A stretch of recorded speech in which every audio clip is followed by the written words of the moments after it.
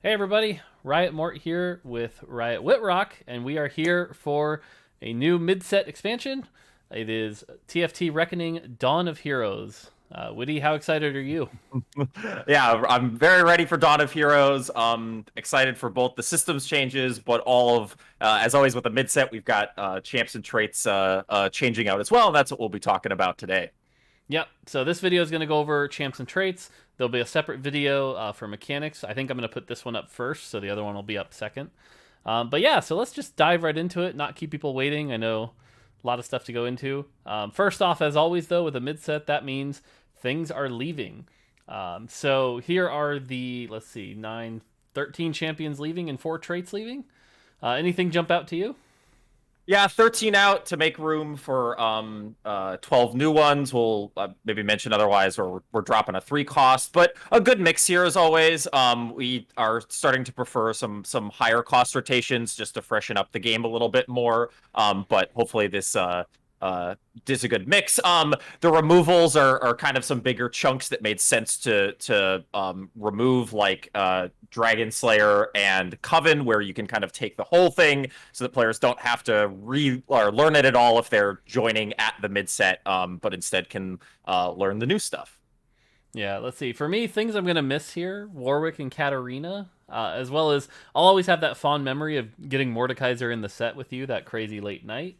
What about you? Anything jumps out here they're going to miss? I will. Mord's my top one. This is one of my favorite 4 cost carries in a while. Always happy to see, or was happy to see set one Morgana return. And yeah, Warwick. This was we've kind of had this version of Warwick, but a little bit of extra flair with the ability to reset really made this guy fun. So those would be my top 3 I'll miss. Yep. And then for things that didn't work, I think Darius, Rise, and Verdant jump out to me as sort of like the, they just didn't quite land as we, end the mid set. Yep, Verdant was pretty shy. Darius was kind of one of the less exciting 5 cost spells of the bunch. But and Trundle, I think there's probably some details around how that spell operates. I liked his role a lot, but I think we'd want to do some fixing up if we ever brought that guy back. True. All right. Well, goodbye, friends. It was nice playing with you. We'll see you next time. But there are a couple changes to familiar faces here as well. Sejuani gets to be a brawler to make up for the loss of Warwick. I think that opens up some pretty cool new paths. Diana loses Dragon Slayer but gets to stick around. Ashe and Kale lose Verdant but get to stick around.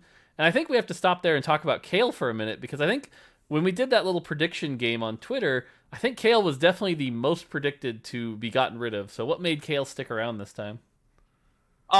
In part it was what 5 costs were going.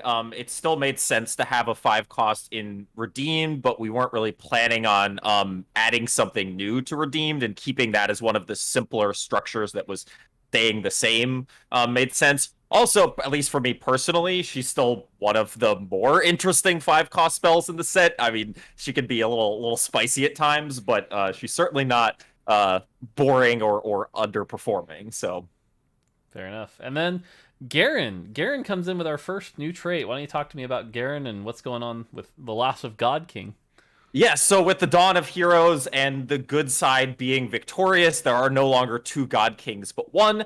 And since the God King mechanic was kind of flying under the radar all set, we saw an opportunity to really drive home this progression of the story. So he's no longer a God King, but is victorious. We were looking for something that was kind of similar power to God King. God King did things, it just did it very kind of invisibly, Yep. and playing around it wasn't very interesting. Now you don't have to really play around it other than leaning Garen more towards a damage unit, and whenever you score a kill you get this empowered bonus attack, which can be very fun. There's some exciting moments that this creates. Yeah, I think on the live side we're going to try to shift Garen into a little bit less utility. You might even see some changes on PBE to try to get him to there, but one of the things we're trying to do is get some of these 5 costs to be a little more flexible, a little more exciting, I think. So Victorious should certainly help that. All right, you ready to talk about new stuff? Yes. All right, just kidding. Haha, I forgot this slide was here. There's also going to be some pretty big trait changes. Let's see. Let's talk about Forgotten first, because I think that's another one that I think with the loss of shadow items, everyone was going to be like, well, Forgotten's gone, right? And it's not. Yeah, so Forgotten is remaining, but the mechanic obviously needs to change because there are no shadow items in the game. Still wanted to stick with this sort of the fundamentals here. It's still an attack damage and ability power trait, but the way you advance it is getting victories for your individual Forgotten. If you played with Warlords, you're going to recognize similarity there. The way this plays, though, pretty different. It's a very different structure with 246 just fundamentally being double offensive empowerment rather than health and AP that Warlords had, which is a more generic mix of stats. I think makes this play pretty differently. So I'm excited to play around with a pretty different feeling for God. Yep. Some other ones to highlight: Abomination. We're going to take the opportunity here to try to shift Abomination closer to what its original vision was, which was more of a tank, more of a beefy guy. Can still do some damage, but not quite the like crazy assassin he was in the first half. So what you're going to see here is he will come out sooner, so it takes one less death. His stats have been shifted pretty heavily into more health and less AD. But the other big change here is that actually he will scale up as the time goes on in the game. So he will actually, like, 3 Abomination should be a bit more useful in the late game, because that'll scale up. Let's see here. Other changes. Hellion is now a 2-4-6-8 with an additional champion we'll talk about later. Brawler has a 6-piece, as so does Ranger, actually. It's not listed here.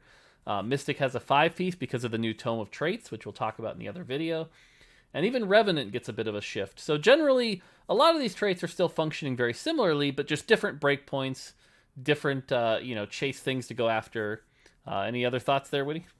Yeah, Hellion's the biggest one of these for me. It does play, you can flex in Hellion in a lot more situations. The way it plays out in the early game is different. There's still the similarity of with one more unit, which we'll talk about in a bit. To get to the golden version of the trait, which is now the 6-piece, you don't need the Teemo, but the Teemo plus a Hellion emblem is going to give you that kind of prismatic chase version of the trait at 150% attack speed. So, yep. And that number might be too low, too. We might have to bring that up. All right, now for reals, let's talk about new stuff. Cannoneer. Why don't you tell us about the trait, and then we'll go over each champion. Yeah, so Cannoneer is actually a pretty simple class. Every 5th attack, that attack is instead a cannon shot that deals a percent of that attack's damage in an explosion as physical damage around the target. It's about a 1 hex or so if you're thinking about what the size of that might be. Just a very straightforward way to improve the DPS of your Cannoneer units on the physical side in a bit of a flashy fashion. Yeah, now the big thing here is it's AD based, so Cannoneers love Deathblade, and it also can crit, is that correct? Yep, this can crit, but with that change with a Reckoning originally, where the rule around physical damage is all physical damage can crit and be dodged. This remains true here. It's the first time we're kind of making use of that in a trait. There's also ways you can use attack speed synergy, right? If you can get every 5th attack faster, then you're getting more of those shots, even if they're doing less damage. So should be fun. Yep. All right, let's go over each champion here on the next slide. So first off, we have Senna, 1 cost. Basically, an 80 mana spell, pretty straightforward. Shoots a shot, stuns the person it hits, and hits AoE. This hits surprisingly hard in our playtest. Like, it's actually pretty good for a 1 cost, I think. Yeah, if you can actually sneak this shot into the backline, thread the needle between some frontliners or get on the kind of right side of the board to hit the back, you're doing some good damage. But it is blockable, has some positioning gameplay, scales decently into the later game, just being kind of a utility option as well. So she's been fun. Yep. And then I think this one's been a big star. I know during the influencer test was certainly very strong. Tell me about Tristana. Tristana's pretty different from the bunch. She is not straightforward, kind of sticker in the back line and have her do a lot of damage. She does do a lot of damage. She gets a crazy amount of attack speed from her ability, but every time she casts, she's going to leap, either at the farthest enemy, a little bit behind them, or if there's someone next to her, she's going to leap away. This does kind of 2 things. It allows her to act as a pseudo-assassin, especially early in a fight. Her first jump tends to get her onto a backline unit, try to take them out before she casts again. But sometimes she's just gonna be jumping away.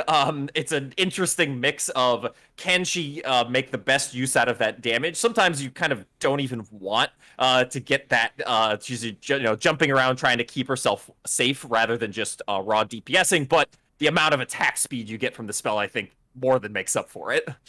Yeah, the crazy thing here is she kind of is like, almost suicidal how far she jumps into the back line. So figuring out how to itemize her, I think, is going to be really interesting because, again, she has a lot of damage built in with Cannoneer, with Hellion, with her ability. So it's like, do you almost consider a lot more defensive items on this champion, or do you just go full offense, blow up the enemy team? So I think Tristana is going to be one people will be talking about pretty quick. Yeah, should Cool. be fun. Cool. All right, 3 cost. Misfortune. So it looks like Misfortune does an AoE rain down bullet, magic damage, so kind of the AP carry for Forgotten with Katarina no longer there, and also applies Grievous Wounds. Is that right?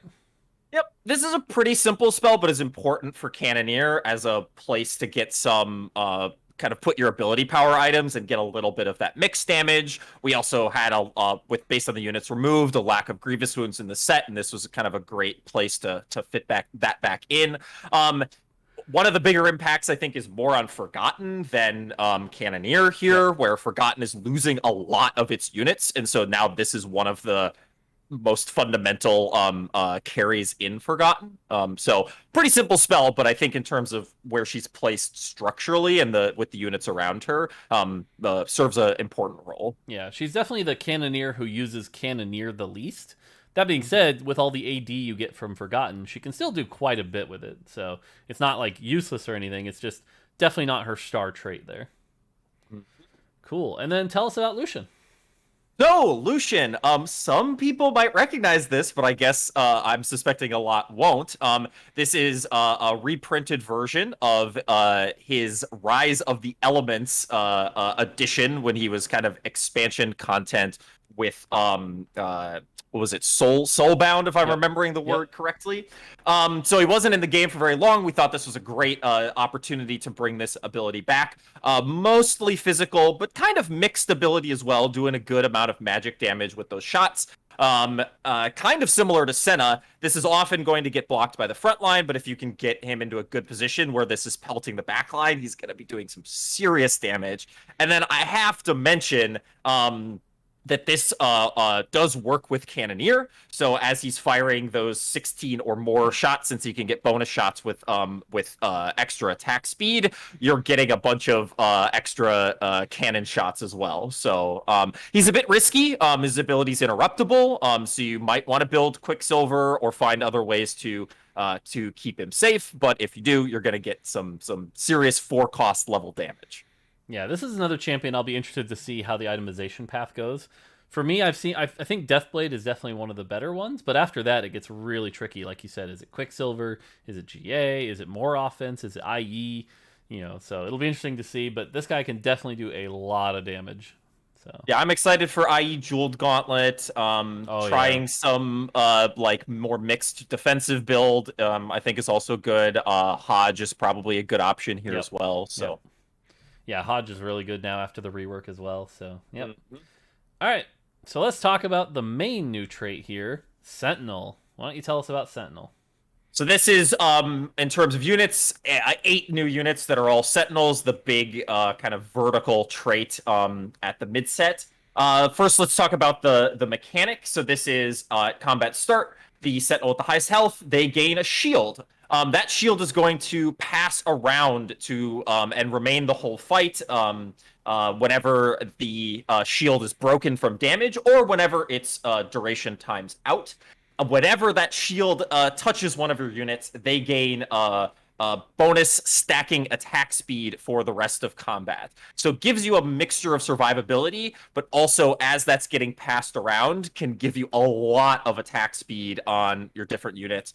I've been enjoying this, played this a lot in our playtests. It's very fun to watch that shield kind of bounce around and those clutch moments that it creates. especially synergizes with with a lot of these backline units. We've already talked about Lucian and how you can make use of this, especially with Cannoneer. But we've seen some crazy moments from units like Akshan or the occasional Olaf attempts at Olaf carry as well. So. Yep. All right, so a couple things to note on this one. First off, the shield can go to non-sentinels, right? Yes, this can pass to anyone on your team. So be looking out for the other Cannoneer carries. Be looking out for ways to play this with Rangers or Skirmishers as well. There's 2 Skirmishers in this group, so you might have some nice Jax build going on or something like that. So Yep. yeah, it's important. I think we'll see a lot of 3 Sentinel. 6 and 9 are definitely a little harder to play, but this is one that I think you're going to see a lot of 3 Sentinel in comps. The other thing to note here is the attack speed doesn't go away when the shield does, right? Correct. So this is once they get that shield, they have that attack speed for the rest of combat. So you're not punished for the shield repeatedly going to the same unit. And kind of the longer the fight goes, you're just getting increased advantage out of this. Not only more shields that are blocking damage, but you're getting some good attack speed. So that's especially important when it comes to that 6-piece being powerful, I would say. But you might want to make sure that you can drag the fight on long enough to make good use of that, whether it's Splash Skirmisher for extra shields, build those lockets, find other defensive traits like Knight to synergize here. A lot of ways to play this, I think. Now, I have to ask because players are going to ask, and they don't often get to talk to you as much as they get to talk to me. Dragon Soul, there's definitely a little similarity here, but still quite a bit different. As the designer, like what do you think is sort of the big differentiator here? So, it not being on death and being able to pass either with a duration or with destruction, this thing passes a lot more than Dragon Soul. It also is a bit less about only having one unit, or maybe a couple if you got to that 6 or 9-piece Dragon Soul that gets to be the star of the show. This is a bit more distributed levels of power. Also, like we mentioned, this goes to non-Sentinels. Yep. That's kind of a game changer. If Dragon Soul had been able to hit other targets, it would have been a vastly different trait. So. Yeah. Cool. All right, well, let's talk about the champions then. First off, Olaf. Olaf kind of reminds me of Aatrox a bit. He's not going to like carry you to the end game, but he's a really decent frontliner. Gets a lot of health back with that attack speed, can carry your attack speed items. But yeah, generally we haven't seen him really be the star. There's no reroll Olaf that we've seen do super well yet. Who knows, maybe we haven't figured it out, but yeah, any other thoughts on Olaf? Yeah, his core purpose is to be one of your frontliners, especially in that early game. He holds various sets of items pretty well, so if you want some place to equip that Deathblade in the early game and then end up with that on your Lucian or your another Cannoneer, this is a good option. I'm hoping that there's still some way to get a good item build and reroll him and 3-star him and play him in Skirmisher and see where you can go with that. But we'll have to see as players get their hands on things. Yep. All right, then Aurelia. Aurelia is pretty crazy because she's got 3 traits, which makes her really, really useful in Legionnaire, Skirmisher, and Sentinel. Like you mentioned earlier, 2 Skirmisher, 2 Sentinel is going to be pretty easy to activate here to get 1 off of each. And she tanks really well. Tell me about that ability. Yeah, so this is you gain damage reduction increased as she's attacking. So there's kind of this mixture of, hey, she can tank, but you need to make sure that she can, get those attacks with Legionnaire or Sentinel, especially giving some bonus attack speed to make the best use of her tankiness. But synergizing with outright tank items also has been effective here. And those bursts of magic damage, since this isn't the most expensive spell, can occasionally be important as well. I've seen Aurelia live towards the end of a fight and be able to clean up the last few units. So she's definitely a 2-cost. She's not always going to be the star of the show. Her trait connections definitely, I think, create most of her flexibility, but I've seen a few different ways that folks have played her. Yeah, I'll be curious. I've got my eye on her because she's a really good tank for a 2-cost. I want to make sure there's no like Hecarim build out there where she just goes infinite, but we'll have to see because again, that 90% DR she can get up to can get really tanky. Yep, good offensive base stats at least for now as well. So she just has some natural offensive power, despite her more defensive spell. True. All right, moving on. Pike. Pike's back. Yes, this guy, we're not intending on Pike being in every set, but when we're looking at our utility assassin options, this has been one of our kind of more fun and dynamic spell. Feels very much so like a 2 cost. So this was just a very obvious fit when we looked at the options for the mid set. So if you've enjoyed Pike in the past, he's back. Yeah, now the one thing to note balance-wise is he's a little bit more damage-heavy than he's been in the past. Because of the loss of Katarina, assassins are looking for a little bit more damage. That being said, he's still a stun. We're not going to make the LeBlanc mistake where he's going to like heavy carry you. He's still got 120 mana, but he will hit a little harder than he has in the past. So, all right, Rakan. I can think of at least one of my viewers that's excited for this, but Rakan, not a reprint, very different spell. Tell us about Rakan. Yeah, so Rakan is mostly a utility healer. He's about getting this healing for missing health in an area around him. However, he has this pretty chunky bit of damage on a single target, first target hit that he throws a feather at. And if that kills the target, you increase the size of that heal to a very, very large size.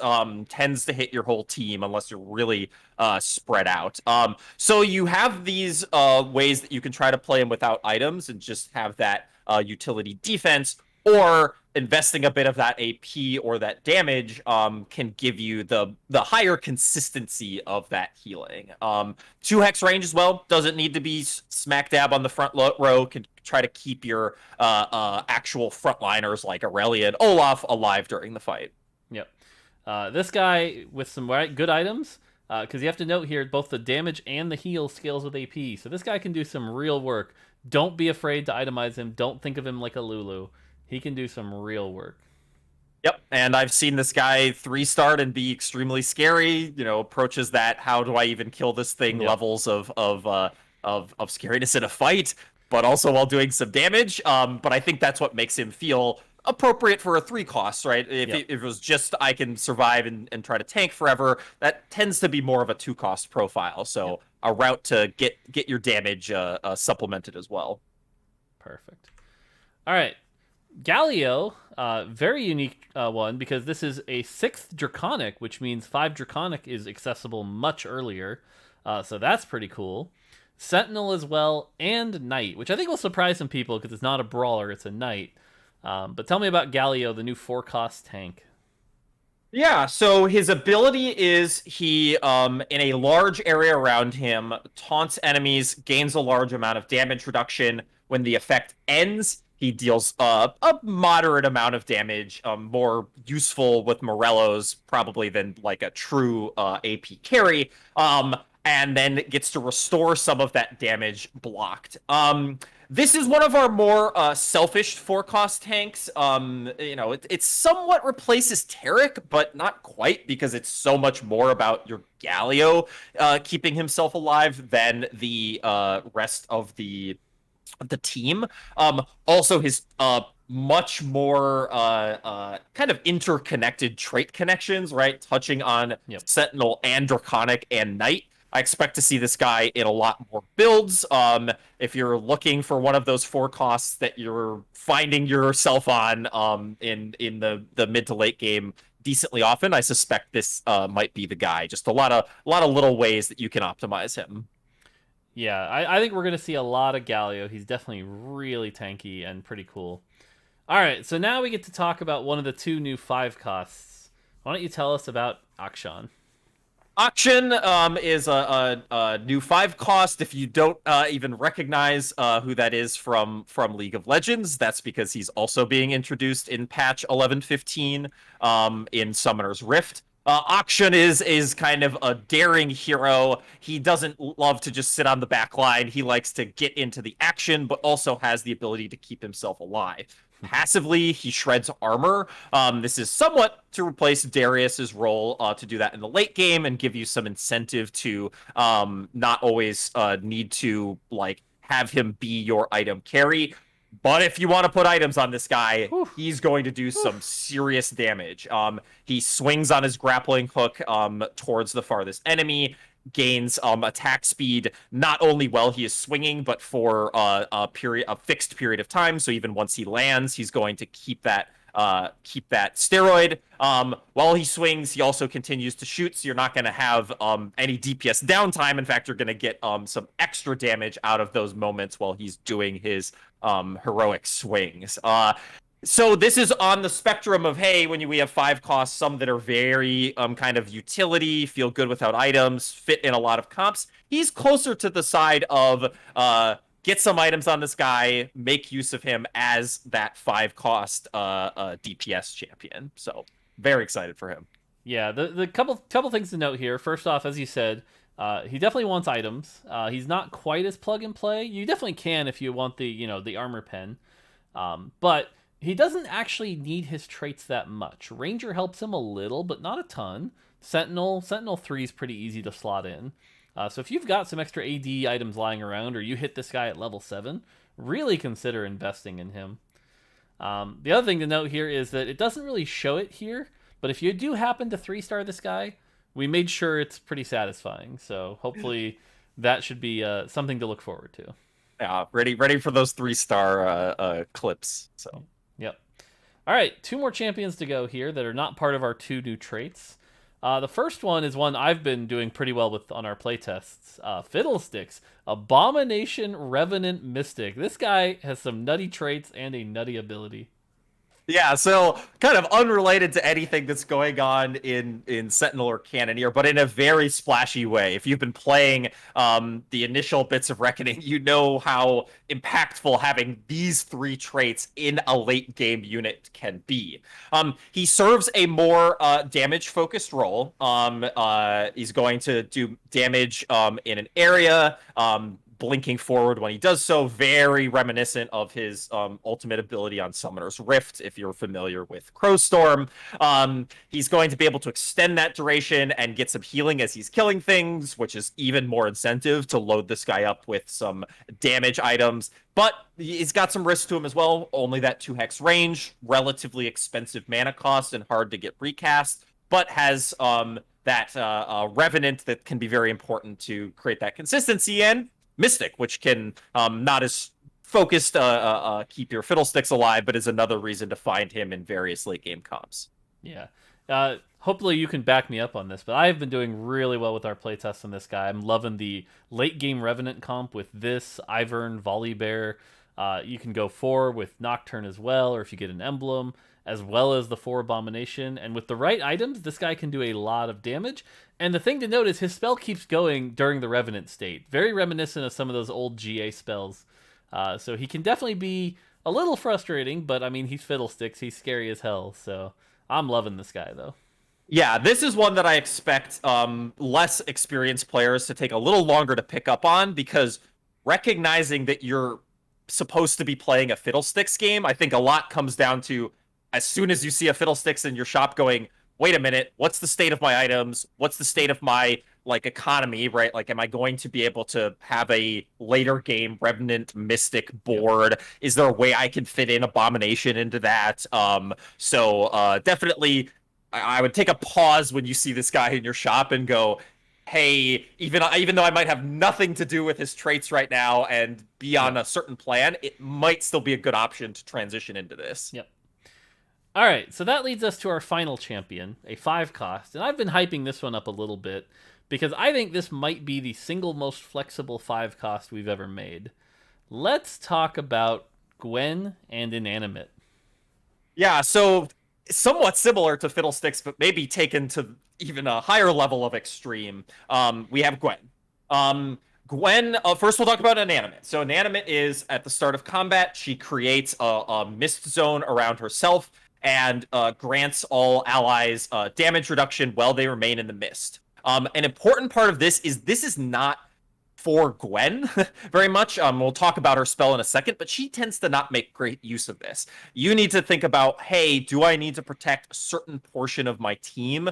Either your backline that's you need to prevent from being assassinated or blown up by something like Vel'Koz or Teemo that has backline access, or am I having trouble keeping my frontline? Those 2 reasons alone might be a good enough reason to play Gwen. Yeah, but go for it. The thing I'll note here, though, is the important part is the mist appears on the board and then stays there. So they have to stay in the mist. So, for example, you can't really use Gwen to give an animate to a bunch of assassins. That's not going to work. So positioning is really going to matter here. But like you said, you could use this to protect your back line. You can use this to protect your front line. And that alone is just a lot of power just from that alone. Yep. So that's your first reason to play Gwen. You also have the Mystic tag. Again, with a 5-cost Mystic, it can be very powerful depending on your opponents to just play that 4 or, well, now potentially 5 Mystic in later game. And then her ability. So her ability is sort of a midline DPS unit. It has some similarities to 4-cost Dusk Riven, but I'd say a little bit more incentivized to actually build damage on her because you can't access that damage through her traits. She has no damage traits. So unless you're putting items here, you're not going to necessarily get sufficient damage. But she's going to be dashing around. She's going to be in their midline or backline, and she's not excellent at keeping herself safe. So maybe having a defensive item, having your Gunblade, having your Hand of Justice also comes into play here. But if you're hearing a lot of like, hey, how do I play Gwen exactly, and have questions there, that's somewhat of the point. Gwen is supposed to be a very flexible, very generic unit in the late game. What comp you're supposed to play her in, as you can see from her traits, that's kind of up to you. She fits into many different compositions. So this might also be one that takes players a while to pick up on the situations where you should be playing her, because there won't be the natural signals to play her. Instead, when you see her in the shop, you need to evaluate, hey, does this make sense? Do I have a room for an extra 5 cost? Or can I, if I'm 7, can I level up and sneak her in? Those kind of decisions. Yeah, I'm a little less cautious. Like, I think it'll take players a while to figure out how to itemize her and use her as a carry, because she can be. But I think right away, players are going to basically auto-buy this thing and put it in every comp, even when it shouldn't be. Because frankly, it should be a lot of the time. Mystic is so valuable. Inanimate just for the frontline protection alone is really great. You know, the armor and magic resist shred, like everything about this champion is really good. I like I said, I think it's the most flexible thing we've ever created. So we'll have to see. Also undersold here, and generally undersold in these kind of slideshow formats of units. This is a fun unit to watch. Yeah. She gets to dash around. She can do massive amounts of damage if she gets those double snips on a unit. That's really, we've seen this thing tear through the Abomination. So excited to just have some fun combats with this unit as well. Yeah, for sure. Cool. So that is it for our mid set. These are the champions and traits. A lot going on. Lots of new things. That being said, there's also balance changes, small stuff like that. You can check out PBE notes or the official patch notes when they come out. But really wanted to focus on some of the new stuff coming out here, get you kind of hyped for it. Witty, any closing thoughts? Anything you want to say about Dawn of Heroes? As always, it's fun to have some changes come with the mid set. Obviously, there's a good number of new units here, but I think some of the things we're doing to the traits fundamentally, either really key swaps, like how different Fiddlesticks interacts with some of his traits rather than Rise is interesting, or just some more basic stuff like the different Hellion structure or Forgotten playing very differently, I think is going to add a lot of freshness to the set. Also, check out the systems video whenever that comes out. There's a lot going on there, so if you're looking for even more change and more new things to play with, that's going to be another big video for you. Yep. Cool. All right, well, that's going to do it for this one. Systems video will be out later today, and the day you're watching this is the day PBE should go up if everything goes according to plan. So if you're looking forward to playing it on PBE, give it a try. Let us know what you think. Help us hopefully get it to a balanced state before we launch, because, you know, PBE, it's definitely going to be balanced the first day. He shakes his head no. So, all right, that's going to do it for us. Like I said, have fun on PBE. We'll see you there. Until next time, take it easy.